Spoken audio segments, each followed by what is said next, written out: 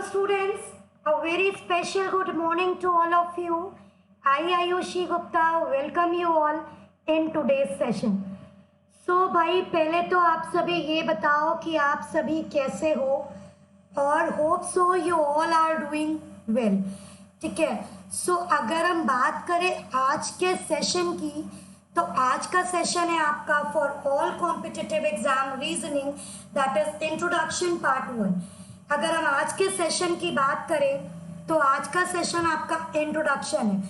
Basic से सीखेंगे कि किस तरह से हम रीजनिंग सब्जेक्ट्स के साथ डील करते हैं और किस तरह से हम इस सब्जेक्ट को स्ट्रॉन्ग करके अपना एग्ज़ाम क्वालिफाई कर सकते हैं. ठीक है. A very special good morning to all of you and welcome to Career Manthan. बाकी फटाफट से सेशन को शेयर कर दो ताकि ज़्यादा से ज़्यादा लोग इस सेशन का पार्ट बन सके और हमारे साथ जुड़ सकें और सीख सकें कि किस तरह से हम इस सब्जेक्ट्स के साथ वर्क करते हैं. ठीक है. चलो भाई मूव ऑन करते हैं हमारे सेशन की तरफ. दैट इज रीजनिंग को हम 2 पार्ट्स में डिवाइड करते हैं. ठीक है. एक तो होता है आपका क्या वर्बल रीजनिंग और एक होता है आपका नॉन वर्बल रीजनिंग. ठीक है. एक होता है आपका वर्बल और एक होता है नॉन वर्बल.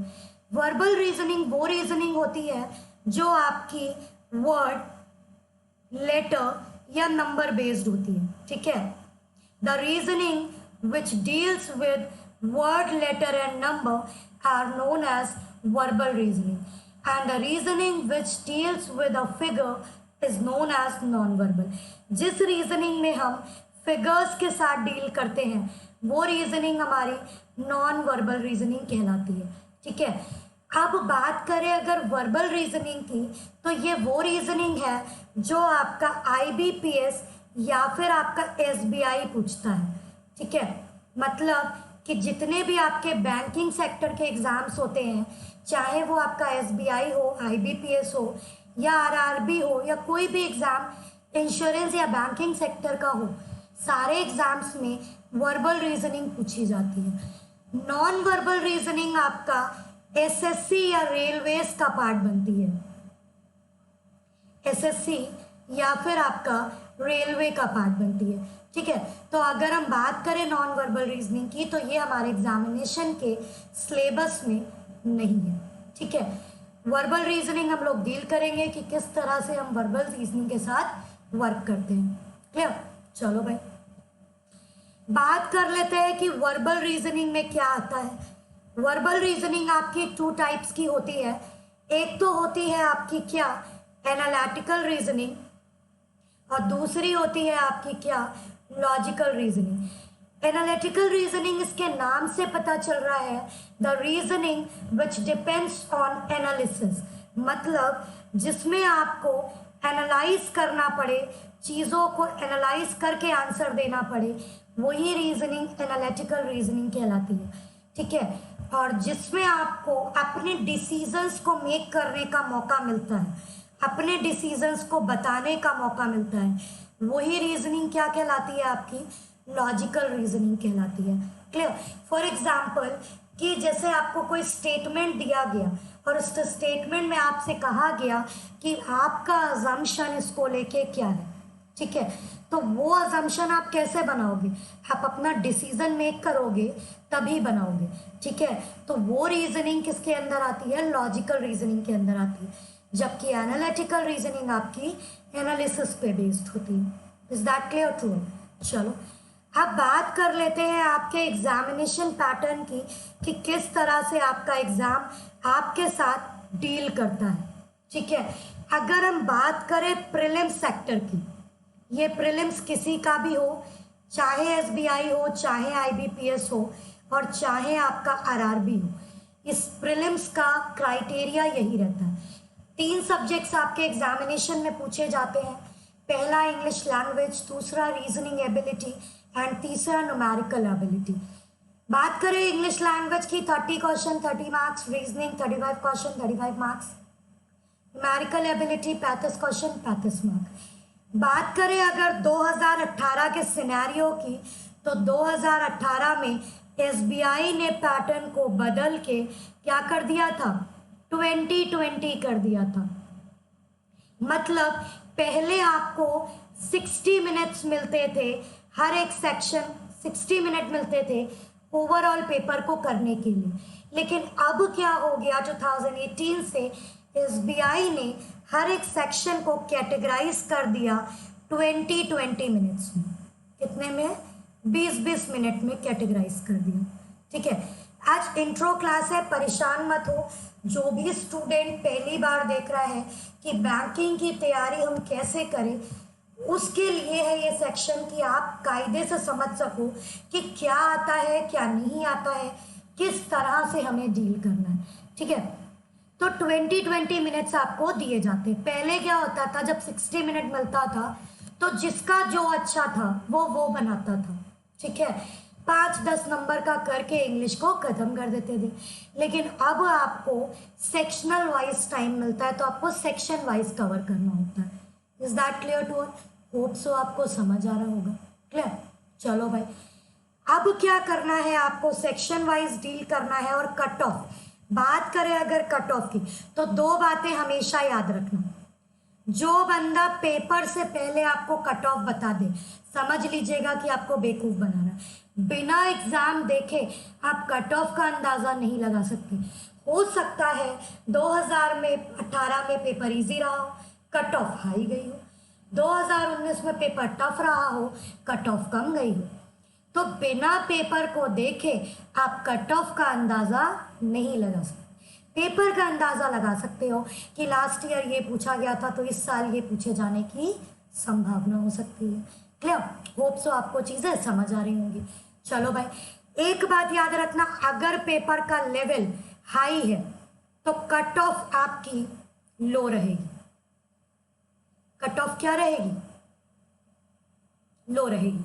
और पेपर का लेवल अगर आपका लो है तो कट ऑफ क्या रहेगी? हाई रहेगी। क्लियर? ये बात याद रखना। इसलिए प्रैक्टिस ऐसी करो कि पेपर हाई हो या लो बनना चाहिए, क्योंकि सिलेक्शन तभी होता है जब प्रैक्टिस अच्छी होती है। Is that clear to? तो हमें फोकस करना है प्रैक्टिस पे। एक बात मार्क्स माय एक्सपीरियंस कि जब भी आप पेपर देते हो, सिलेक्शन उसका नहीं होता जो सब पढ़ता है। सिलेक्शन उसका होता है जिसे पता होता है क्या पढ़ना है क्या छोड़ना है। ठीक है, मैं हमेशा ये समझाती हूँ कि सिलेक्शन उसका नहीं होता जो सब पढ़ता है। ठीक है, चलो भाई मूव ऑन करते हैं नेक्स्ट। अब बात करते हैं हमारे टॉपिक की कि कौन कौन से टॉपिक हमारे एग्जामिनेशन का पार्ट बनते हैं। और before starting with our topic, सबसे पहला क्वेश्चन स्टूडेंट का होता है कि मैम क्या हम 35 मार्क्स का जो रीजनिंग आता है, क्या ये 20 मिनट्स में पूरा डुएबल होता है? तो मेरा आंसर आपको ये होगा, यस डुएबल होता है। लेकिन डिपेंड करता है कि किस तरह से आप रीजनिंग के साथ डील करते हो। दो चीज रीजनिंग में मैटर करती है, एक है आपके कंसेप्ट्स, ठीक है, और दूसरा है आपकी प्रैक्टिस। जितने अच्छे कंसेप्ट और जितनी अच्छी प्रैक्टिस होगी उतना अच्छा रीजनिंग सेक्शन होगा। ठीक है, क्योंकि रीजनिंग में दो चीज़ें बहुत मैटर करती हैं। मैं आपको बता दूं, रीजनिंग में दो चीज़ें होती हैं, एक होता है किंग मतलब राजा, और एक होता है क्वीन मतलब रानी। अगर आपने रीजनिंग के राजा रानी का साम्राज्य हासिल कर लिया तो रीजनिंग आपकी, और अगर आपका कमांड इस राजा रानी पे नहीं तो फिर रीजनिंग के साथ डील करना बहुत मुश्किल है। कौन है रीजनिंग के राजा रानी, आइए डिस्कस करते हैं।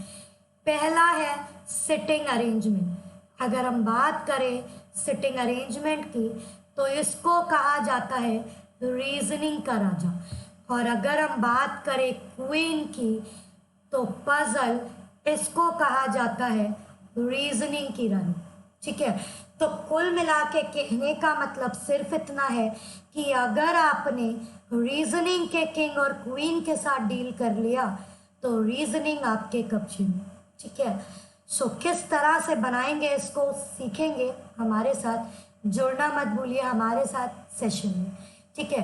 रोज कल से क्लासेस स्टार्ट होंगी, आपको बेसिक से high level chapter wise discussion होगा और उसके बाद उन्हीं चैप्टर्स की प्रैक्टिस भी आपको कराई जाएगी, ठीक है। बस मैटर ये करता है कि आप हमारे साथ जुड़ के कितना प्रैक्टिस करने के लिए रेडी हैं, डिपेंड करेगा इस चीज़ पे, ठीक है। चलो भाई, 35 क्वेश्चन 20 मिनट्स में पॉसिबल है। पेपर अगर क्लर्क का है तो पेपर इजी होता है, आराम से आप उसको बना सकते हो। लेकिन अगर पेपर पीओ का है तो सिटिंग और पजल पे अगर आपकी कमांड है तो आप इस पेपर को भी पूरा बना सकते हो, क्लियर। लेकिन शर्त यही है कि जैसा जैसा आपको कहा जाएगा आपको वैसा वैसा पढ़ना होगा, क्लियर। चलो भाई, मूव ऑन करते हैं। सबसे पहले तो मैं आपको ये बता दूं कि चैप्टर कैसे आते हैं और हर चैप्टर का कितना सेक्शन आता है, ठीक है। चलो भाई, पहला चैप्टर है आपका अल्फाबेटिकल सीरीज। पहला चैप्टर क्या है? Alphabetical series. अगर इस चैप्टर की बात करें तो 1 से 5 नंबर के क्वेश्चन इससे देखने को आपको मिलते हैं प्रीलिम्स में। ये चैप्टर आपका मेंस में नहीं पूछा जाता, बहुत कम संभावना होती है इसका मेंस में आने की, ठीक है। तो 1 to 5 ये प्री में ही पूछा जाता है और बेसिकली ये प्री का चैप्टर है। ये 3 पार्ट में कैटेगराइज होता है। एक है आपका लेटर बेस्ड, एक है आपका नंबर बेस्ड और एक है आपका मिसलेनियस, या फिर जिसको लोग अल्फा न्यूमरिक भी कहते हैं, ठीक है। अल्फा न्यूमरिक जिसमें लेटर में आपको प्योर लेटर दिए होते हैं, जैसे ABCDEF ऐसे करके दिया होता है, बंच में क्वेश्चन होता है, ठीक है। नंबर्स में प्योर नंबर दिया होता है 1 2 3 4 5 6, और जो आपकी मिसलेनियस होती है उसमें आपका A143 कॉपीराइट डॉलर इस तरह से सीरीज दी होती है, बंच में क्वेश्चंस दिए होते हैं और आपको उनका आंसर्स करना होता है, ठीक है, क्लियर। तो ये टॉपिक आपके एग्जामिनेशन के पार्ट बनता है और बहुत ही इंपॉर्टेंट होता है, क्लियर। नेक्स्ट की बात करें तो नेक्स्ट टॉपिक है आपका ब्लड रिलेशन।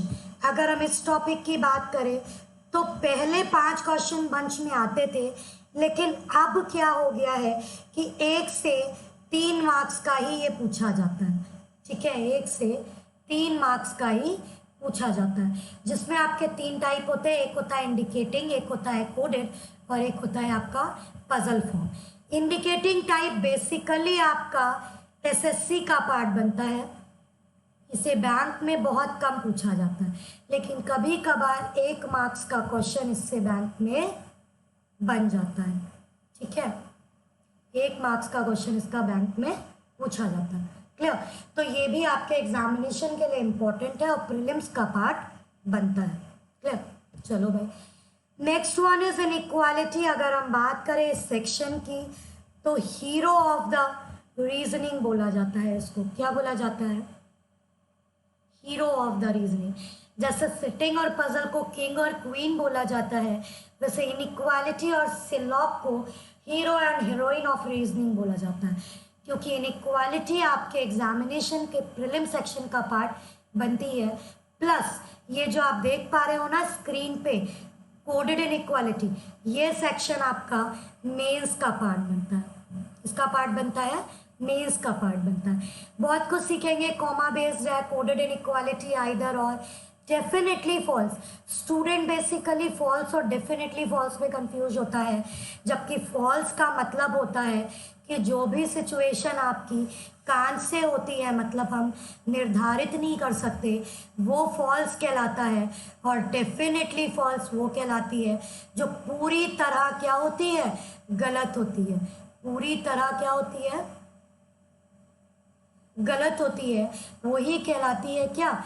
डेफिनेटली फॉल्स, ठीक है। डिटेल्ड में इसको तब डिस्कस करेंगे जब मैं आपको इनइक्वालिटी पढ़ाऊंगी, क्लियर। होप सो आपको इतना समझ आ रहा होगा। नेक्स्ट है आपका सिलोगिज्म। जैसा कि मैंने कहा था, इनइक्वालिटी को सिलॉग का हीरो कहा जाता है, सॉरी रीजनिंग का हीरो कहा जाता है, उसी तरह से सिलॉग को हीरोइन ऑफ रीजनिंग कहा जाता है। ठीक है, क्योंकि इनइक्वालिटी सिलॉग से अगर पेपर में क्वेश्चन ना बना तो क्या बना। ठीक है, तो 1 से 5 नंबर का क्वेश्चन यहाँ से भी पूछा जाता है आपके प्रीलिम्स एग्जामिनेशन में, किसी का भी प्री हो, चाहे वो IBPS हो, RRB हो, SBI हो, कोई भी प्री सेक्शन हो, सब में आपको पूछा जाता है। क्लियर, बहुत बेसिक लेक्चर है आज, इंट्रोडक्शन क्लास है, इसलिए मैं कोई भी क्वेश्चंस के साथ डील नहीं करूँगी। पूरा सेशन देखिएगा, स्ट्रैटेजी भी डिस्कस करूँगी कि किस तरह से आप रीजनिंग को कर लेते हो, क्योंकि करते बहुत लोग हैं लेकिन तरीके से करना और करना दोनों में अंतर होता है। ठीक है, सपोज दैट पनीर की सब्जी हर किसी को बनानी आती है, लेकिन उसमें स्वाद हो ये ज़रूरी तो नहीं। ठीक है, तो हमें पनीर की सब्जी नहीं बनानी है, हमें स्वाद वाली पनीर की सब्जी बनानी है। ठीक है, तो हमें रीजनिंग करना नहीं है। ठीक है, हमें रीजनिंग में स्कोर करना है। क्लियर, चलो भाई मूव ऑन करते हैं next, that is sitting arrangement. जैसा कि आप जानते हो, मैंने बोला कि किंग ऑफ रीजनिंग कहा जाता है इसको। डिफरेंट डिफरेंट टाइप्स के आपके सिटिंग अरेंजमेंट होते हैं और ये आपके एग्जाम में कम से कम 10 से 15 मार्क्स का वेटेज रखते हैं। ठीक है, पजल भी अगर इंक्लूड कर ले तो 20 मार्क्स का वेटेज आपका यही होता है। मतलब कुल मिला के जो 15 मार्क्स होते हैं, ठीक है, वो आपके मिसलेनियस सेक्शन के होते हैं, और जबकि जो आपका 20 नंबर होता है वो आपका इसी रीजनिंग के किंग और क्वीन से मिलता है, मतलब सिटिंग और पजल से मिलता है।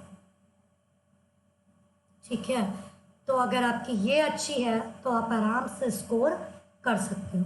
क्लियर, चलो बहुत तरह के अरेंजमेंट है, लीनियर है, पैरेलल है, सर्कुलर है, इनसाइड आउटसाइड है, रेक्टेंगल है, स्क्वायर है, इसमें एक नहीं जोड़ा मैंने, और वो है आपका ट्राइंगल। ठीक है, तो जब डील करेंगे तो बहुत बेसिक से डील करेंगे, आपको सब कुछ समझ आएगा। Clear, move on to the next, that is puzzle. Puzzle में भी बहुत कुछ है बच्चा, 20 मार्क्स का स्कोर कराता है ये आपका, और क्वीन ऑफ रीजनिंग कहा जाता है। क्लियर, चलो देखो डिफरेंट वेरिएबल के होते हैं, आपका कंपैरिजन होता है जिसमें आपको दिया होता है डिफरेंट डिफरेंट हाइट दी है और आपको अरेंज करना होता है, इसको ऑर्डर बेस्ड पजल बोलते हैं। ब्लड रिलेशन मतलब बोला गया सिटिंग में 8 लोग बैठे हैं और उनका किस वक्त संबंध भी है, मतलब ब्लड रिलेशन भी है। ठीक, कंडीशनल होती है, कंडीशंस दी होती है कि कहाँ कहाँ पे कैसे कैसे अरेंज करना है। फ्लोर मतलब आपको 10-12 फ्लोर दी होती है। फ्लोर के साथ इस साल SBI में फ्लैट देखने को भी मिली थी, तो वो भी डिस्कस की जाएगी। और बॉक्स तो आपकी आती है, मोस्ट फेमस और मोस्ट डिमांडिंग। क्लियर, चलो भाई मूव ऑन करते हैं next, that is machine input. अगर हम बात करें मशीन इनपुट की तो 2018 में मशीन इनपुट SBI के प्रीलिम्स में पूछा गया था। ठीक है, SBI के प्रीलिम्स में पूछा गया था और उस साल मशीन इनपुट बहुत आया, क्योंकि पैटर्न बदला गया, तो हर पेपर में मशीन इनपुट और डेटा सफिशिएंसी देखने को मिली। इसलिए हम ये नहीं कह सकते कि आने वाले 2020 के अपकमिंग एग्जामिनेशन में मशीन इनपुट पेपर का पार्ट नहीं बनेगा, तो हम लोग इसको भी डील करेंगे। 2 टाइप होते हैं, शिफ्टिंग और अरेंजमेंट। और अगर हम बात करें तो एक होता है न्यू पैटर्न मशीन इनपुट, जो कि आपका मेंस का पार्ट, ठीक है, किसका पार्ट बनता है, मेंस का पार्ट बनता है, तो इसको भी बहुत बेसिक से डील किया जाएगा। Clear, next is order and ranking. तो अगर हम बात करें इस सेक्शन की तो इधर 2 साल से ऑर्डर रैंकिंग के क्वेश्चंस बहुत कम देखे जा रहे हैं। अगर कुछ देखा जा रहा है तो वो है ऑर्डर बेस्ड पजल। क्या है वो, आपकी ऑर्डर बेस्ड पजल। अगर सबसे ज़्यादा इन 2-3 सालों में जो ज़्यादा पूछा जा रहा है वो 1 से 3 मार्क्स की है आपकी ऑर्डर बेस्ड पजल। ठीक है, ऑर्डर एंड रैंकिंग का सिंगल क्वेश्चन नहीं बनता, लेकिन पढ़ाया आपको सब जाएगा। 2-3 सालों से नहीं बन रहा है, पहले बनता था, इधर नहीं बन रहा है क्योंकि अब ऑर्डर बेस्ड पजल आ गई है मार्केट में, तो वही पूछी जाती है, ट्रेंड में है। ठीक है, तो जो ट्रेंड में है वही पढ़ाऊंगी और जो ट्रेंड में नहीं है वो भी आपके साथ मैं बेसिक डिस्कस कर लूँगी, ताकि अगर आए तो आप बना लीजिए। क्लियर? चलो भाई मूव ऑन करते हैं नेक्स्ट, और नेक्स्ट है आपका direction and distances and data sufficiency.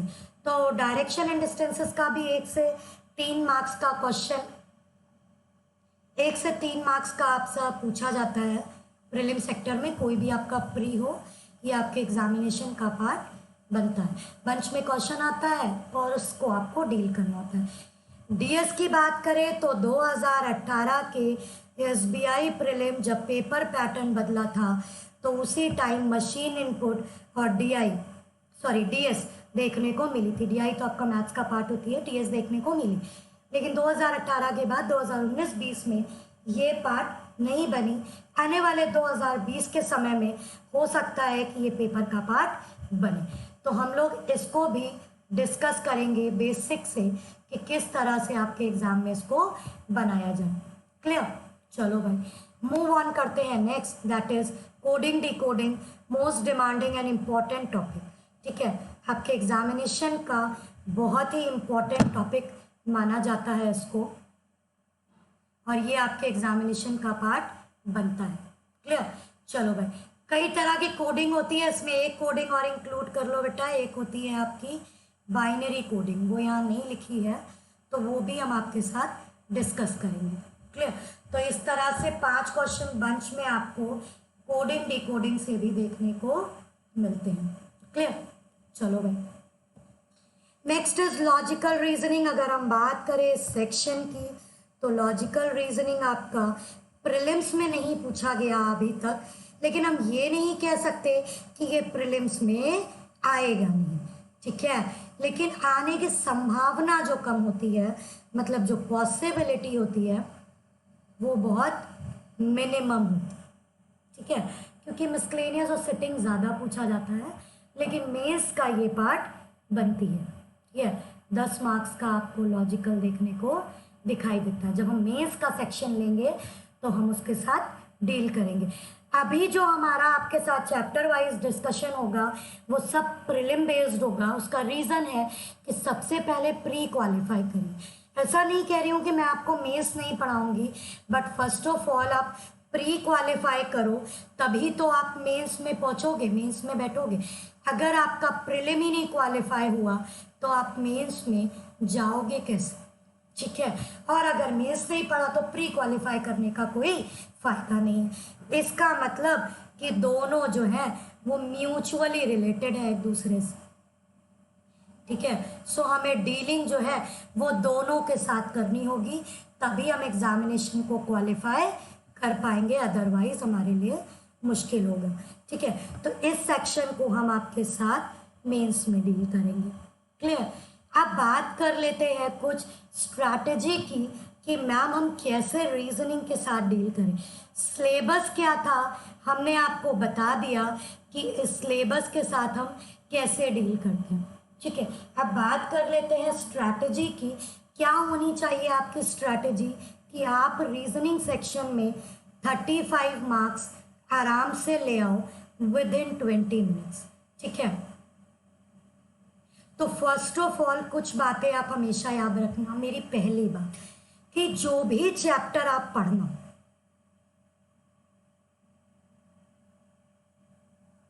जो भी चैप्टर वाइज आप स्टडी करोगे, ठीक है, उस चैप्टर वाइज स्टडी की क्विज आप डेली देना। ठीक है, कम से कम उसके 20 से 30 क्वेश्चन आप डेली लगाओ। क्लियर? क्योंकि ये आपको बहुत हेल्प करेगी, बिलीव मी, आप करके देखो। ठीक है, दूसरा क्या होता है कि आप मॉक ज़रूर दो। ठीक है, एक मॉक ज़रूर दो इन अ डे, ताकि आप देख सको कि आपकी ग्रोथ कहाँ है। स्टार्टिंग में जब आप स्टार्ट करने जा रहे हो, पढ़ाई स्टार्ट करने जा रहे हो, तो एक मॉक ज़रूर दे के देखो कि व्हाट वाज योर स्कोर, आपका स्कोर क्या आ रहा है। ठीक है, क्योंकि जो भी आपका स्कोर होगा उसको आप राइट डाउन कर लो, एक कॉपी बना लो छोटी सी, और उस पर लिखो कि आपने जब डे 1 जब कुछ भी नहीं आता था तब आपका स्कोर क्या था। ठीक है। और डेली मॉक दो, जब आप चैप्टर वाइज हमसे पढ़ते जाओगे, और मैं आपको गारंटी दे रही हूँ स्टूडेंट, आप मेरे साथ सिर्फ 60 डेज पढ़ के देखो, सिर्फ 60 डेज। अगर आपका रीजनिंग का स्कोर 0 है और वो 0 से 28 प्लस ना हो जाए तो आप कहना, ठीक है, ज़रूर हो जाएगा, गारंटी है मेरी। 60 डेज देके देखो, पढ़ाई करो, मॉक दो, ठीक है, और एनालिसिस करो। मॉक दे सब लेते हैं लेकिन उसकी एनालिसिस कोई नहीं करता, ठीक है। तो एनालिसिस मेन है, एनालिसिस करो, देखो कहाँ पे आप लैग कर रहे हो, ठीक है। नेक्स्ट इज कि अब तीसरी चीज क्या करें, तो तीसरी चीज करो कि सिटिंग अरेंजमेंट और पजल पे कमांड बनाओ। जब मैं आपको सिटिंग और पजल पढ़ा दूंगी तो आप डेली 5 से 6 सिटिंग के साथ डील करो, ठीक है। 5 से 6 का मतलब ये नहीं होता है कि आपने एक पजल ली और उसके 5 क्वेश्चन लगा लिए, नो। आप 5 पजल्स लो, उन्हें लगाओ और विद इन टाइम लगाओ, ठीक है। पहले क्या करो, 5 से 6 पजल्स आप लगाओ नॉर्मली, ठीक है, कोई टाइमर नहीं अलॉट करो, ऐसे ही लगाओ। और फिर आप क्या करो, टाइम सेट करके लगाओ, 3 मिनट, ठीक है, 2 मिनट, ऐसे करके आप टाइमर सेट करके पजल्स को लगाओ। गारंटी यू कि ज़रूर होगा, और होगा, लोगों से होता है, तभी लोग 35 आउट ऑफ 35 स्कोर करते हैं, ठीक है। तो practice makes a man and women perfect. So आपको प्रैक्टिस करनी होगी, तभी आप इस सेक्शन के साथ डील कर सकते। मैंने इंट्रो दे दिया, किस तरह से एग्ज़ाम पैटर्न आता है, क्या क्या चैप्टर्स आपके एग्जामिनेशन का पार्ट बनते हैं, कौन आपका प्री में आता है, कौन आपका मेंस में आता है। मेंस में सब कुछ आता है और प्री में लॉजिकल रीजनिंग कम नहीं पूछी जाती है, बाकी आपका डीएस कम पूछी जाती है, 2018 में पार्ट बनी थी, एमआई 18 में पार्ट बनी, बाकी सारा पार्ट आपका प्रीलिम्स का होता है, ठीक है। सो मैं फिर यही करूँगी, मेहनत कर कहूँगी कि मेहनत करिए और स्कोर होगा, ठीक है। कल भी मैं हमेशा अपने स्टूडेंट्स को कहती हूँ कि जो आप आज करते हो वही आपका कल संवरता है, ठीक है। तो कुछ ऐसा करिए कि दुनिया आपको याद करे, ठीक है। और आप किसी के लिए कुछ मत करो, अपने पेरेंट्स के लिए कुछ करो और उनके लिए कुछ बनो, ठीक है। सो आज के सेशन में मैंने आपके साथ डिस्कस कर लिया।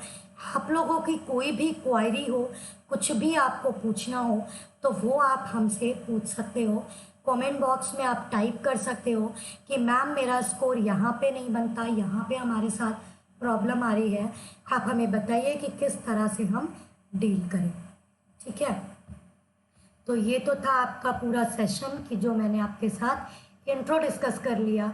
कल से आपको हर एक क्लास मिलेगी टॉपिक वाइज, और मैं आपको बता दूं कि मेरी पहली क्लास होगी आपकी अल्फाबेटिकल सीरीज, ठीक है।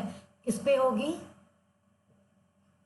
अल्फाबेटिकल सीरीज पे, जिसको हम बेसिक टू हाई सीखेंगे कि किस तरह से हम इस सेक्शन को डील करते हैं और 1 से 5 नंबर लाना कितना आसान होता है इस सेक्शन में, ठीक है।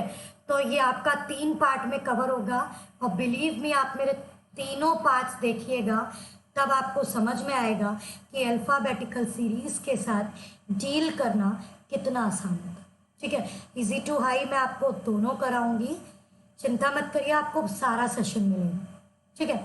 चलो भाई, बात कर लेते हैं थोड़ी सी पजल्स के बारे में कि स्टूडेंट का मेन क्वायरी होता है कि मैम हम लोग पजल्स को बना तो लेते हैं लेकिन वो हमारा विद इन टाइम नहीं बनता। तो बेटा क्या करो कि आप पजल को टाइमर लगा के बनाया करो, ठीक है।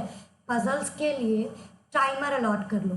स्टार्टिंग में किससे नहीं बनता है, स्टार्टिंग में टाइम लगाओ 5 मिनट, ठीक है। फिर इसको मिनिमाइज करो 3 मिनट, 2 मिनट। एक टाइम ऐसा ज़रूर आएगा जब ये आपकी 1.5 मिनट में बनेगी, आई गारंटी यू 1.5 मिनट, ठीक है। बनती है लोगों की, मैं खुद भी बनाती हूँ, तो आप प्रैक्टिस करो, बनेगी, क्लियर। सो आज का सेशन यहीं तक था। होप सो आपको चीज़ें समझ आ गई होंगी, स्ट्रैटेजी समझ आ गई होगी कि हम किस तरह से इसके साथ वर्क करेंगे। ठीक है, तो प्रैक्टिस करते रहिए, चीज़ों को अच्छे से करते रहिए। हम लोग फिर मिलेंगे नेक्स्ट सेशन में, बिल्कुल बेसिक से डील करेंगे। जुड़ना मत भूलिएगा आयुषी मैम के साथ रीजनिंग सेशन में। ठीक है, सो एट लास्ट मैं आपसे यही कहूँगी, thank you so much for watching the session and please like share and subscribe the channel career मंथन। ठीक है, करियर मंथन को सब्सक्राइब कर लीजिए, यही मिलेगा आपको अपने प्रॉब्लम्स का समाधान। ठीक है, तो यही मिलेगा आपको आपकी प्रॉब्लम्स का समाधान, करियर मंथन को सब्सक्राइब करना। ठीक है, तब तक के लिए good luck, bye bye, take care. ठीक है, गुड नाइट, कल फिर मिलेंगे।